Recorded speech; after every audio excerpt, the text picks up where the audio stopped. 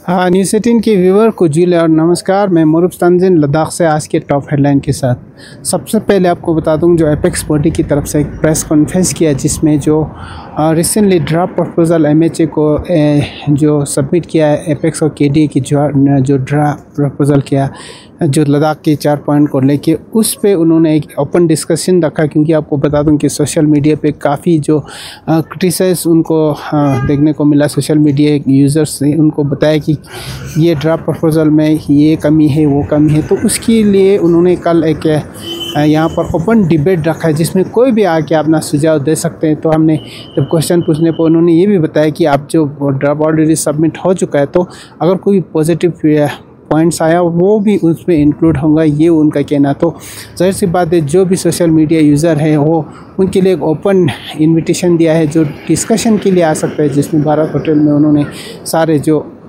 Media के सामने discussion करेंगे कि ड्राफ्ट में क्या था और किसको कोई डाउट है वो पूछ सकता है। इसके लिए उन्होंने कल एक डिबेट की तरह रखा है जिसमें सबको इन्वाइट किया। और दूसरे इम्पोर्टेंट खबर, जो सोनम वांगचुक की सुनवाई था कल 9 तारीख को, वो आप 15 दिसंबर के लिए टाल गया। जिस तरह से हमें उनके एडवोकेट के थ्रू खबर मिला, तो सुप्रीम कोर्ट ने उनकी जो केस पे 15 दिसंबर को फिर से उस पर सुनवाई होगा, उस पर डिबेट होगा, ये उनका कहना। उनका केस हियरिंग किया जाएगा, जिसमें आपको ये भी बता दूं कि उनको वीडियो कॉन्फ्रेंस के ज़रिए से उनको शामिल होने के लिए रिक्वेस्ट किया, लेकिन वो रिजेक्ट हो गया। तो सोनम वांगचुक का केस 15 दिसंबर को दोबारा किया जाएगा।